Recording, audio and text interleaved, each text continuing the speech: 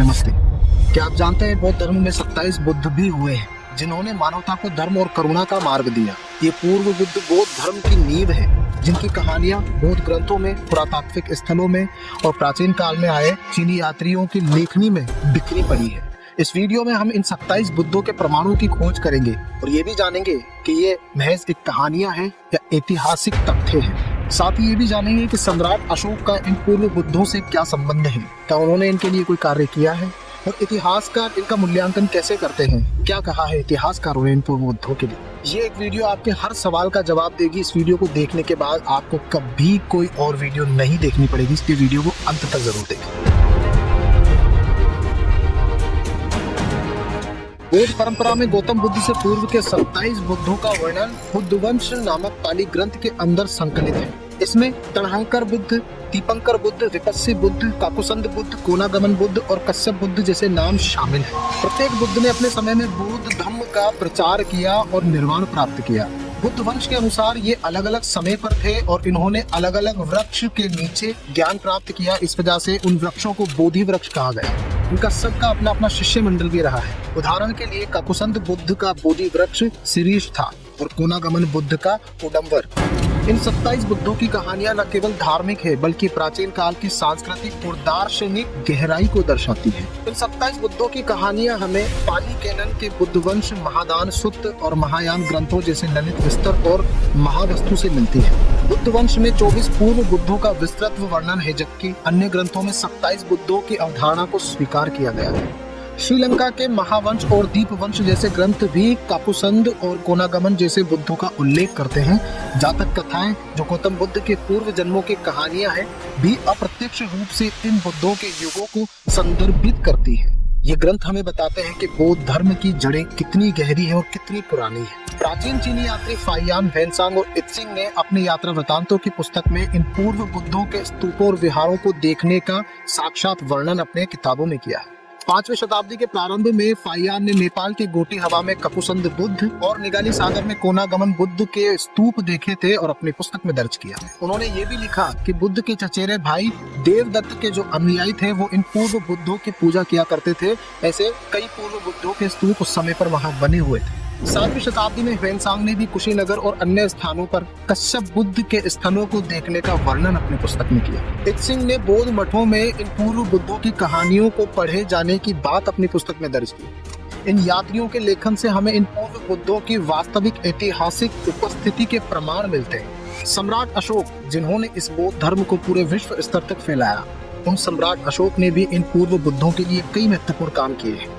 नेपाल के निगाली सागर में कोनागमन बुद्ध के स्तूप का संवर्धन सम्राट अशोक ने करवाया, यानी कि स्तूप पहले से बना था जिसका संवर्धन सम्राट अशोक ने करवाया। ये सारी जानकारी यहाँ से मिले शिलालेख से मिलती है जो सम्राट अशोक ने दर्ज करवाया। नेपाल के ही गोटी हवा में काकुसंद बुद्ध का स्तूप मौजूद था जिसके बगल में सम्राट अशोक ने अपना स्तंभ स्थापित करवाया था, जो आज भी स्थित है। ये पूर्व बुद्धों के प्रति सम्राट अशोक की श्रद्धा को दर्शाता है। इन काकुसंद बुद्ध के स्तूप के चारकोल की कार्बन डेटिंग की गई है और उस कार्बन डेटिंग की जो तारीख तय हुई है या जो समय सीमा तय हुई है वो 800 ईसा पूर्व में तय हुई है। और काकुसंद बुद्ध 25वें बुद्ध है और तथागत गौतम बुद्ध 28वें बुद्ध है, यानी कि काल क्रम एकदम सटीक बैठता है। 800 ईसा पूर्व में काकुसंद बुद्ध थे। सम्राट अशोक के सांचे स्तूपों पर भी सप्त बुद्धों के शिला चित्र मिलते हैं। मध्य प्रदेश के ही भरभूत स्तूपा से भी सप्त बुद्धा के चित्र मिलते हैं और उनके नाम तक लिखे हुए मिले हैं। इन 28 बुद्धों में सप्त बुद्धों की परंपरा बौद्ध संस्कृति के अंदर विशेष रही है। इन्हीं सप्त बुद्धों के शिला चित्र हमें गांधार और मथुरा शैली में अंकित 2000 साल से भी पहले के मिलते हैं। यानी सम्राट अशोक और उनके बाद के राजाओं ने पूर्व बुद्धों की स्मृतियों को जीवित रखा है। पुरातात्विक खोजों ने पूर्व बुद्धों के अस्तित्व को पुष्ट रखा है। नेपाल की गोटी हवा और निगाली सागर में काकुसंद और कोनागमन के स्तूप मिले हैं। कुशीनगर में कश्यप बुद्ध से संबंधित अवशेष पाए गए हैं। सांची और बरबहूत के स्तूपों पर बोधि वृक्ष और जातक कथाओं की नक्काशियां हैं।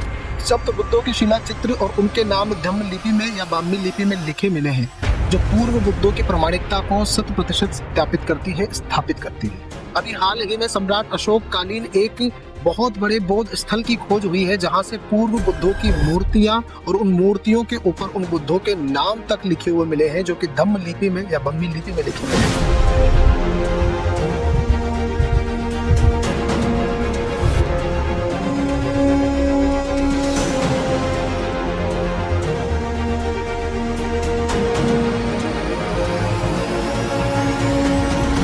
इतिहास में ये पहली बार था। सप्त बुद्धों की मूर्तियां मिलती थी या उनके वृक्ष मिलते थे या उनके नाम मिलते थे, लेकिन एक ही जगह पर मूर्ति और उस मूर्ति के ऊपर नाम पहली बार इतिहास में मिला है। यानी कि सप्त बुद्धों की परंपरा भारत में रही है और सातवाहन राजाओं ने उन स्तूपों का जीर्णोद्धार किया था और उनको बढ़ाया था, उन चित्रों को बनवाया था। यानी कि सातवाहन राजाओं के समय तक भी सप्त बुद्धों की परंपरा भारत में प्रचलित थी। ये 21वीं सदी की बड़ी खोज है। हरियाणा के चिनौती स्तूप की खोज हुई है, ये भी पूर्व बुद्धों से संबंधित है। फैनसांग ने भी इस स्थल की जानकारी अपनी यात्रा वृतांत में दी है। इतिहासकारों ने भी पूर्व बुद्धों की अवधारणा का गहन अध्ययन किया है, जिसमें ब्रिटिश पुरातात्ववेत्ता अलेक्जेंडर कनिंघम मुख्य है, जिन्होंने गोटी हवा और निगाली के स्तूपों की पूर्व बुद्धों के स्तूपों की खोज की है। रोमिला थापर ने इन्हें सांस्कृतिक रूप से महत्वपूर्ण माना है। A.K. वर्धन और B.G. गोखले ने बौद्ध ग्रंथों के आधार पर इनकी ऐतिहासिकता का विश्लेषण किया है। T.W. राइस डेविड्स ने बुद्ध वंश का अनुवाद करके इन कहानियों का विश्व भर में पहुंचाया है।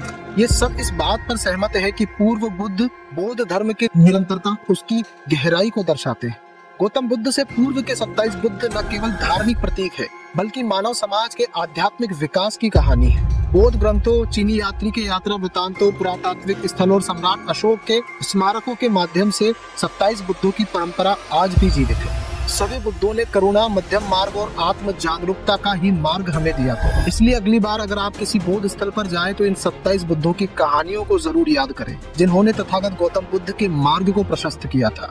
इससे एक निष्कर्ष और निकलता है, बौद्ध धर्म की स्थापना गौतम बुद्ध ने नहीं की है। बौद्ध धर्म बुद्ध से भी पहले था और बुद्ध उस परंपरा में 28वें बुद्ध थे। अगर आपको ये वीडियो पसंद आया हो तो इसे लाइक करें, कमेंट करें, शेयर करें। चैनल पर नए हैं तो सब्सक्राइब करें और 27 बुद्धों से संबंधित यदि आपका कोई प्रश्न है, कोई क्वेश्चन है तो मुझे कमेंट सेक्शन में जरूर बताएं। वीडियो अंतिम तक देखने के लिए आप सबका धन्यवाद।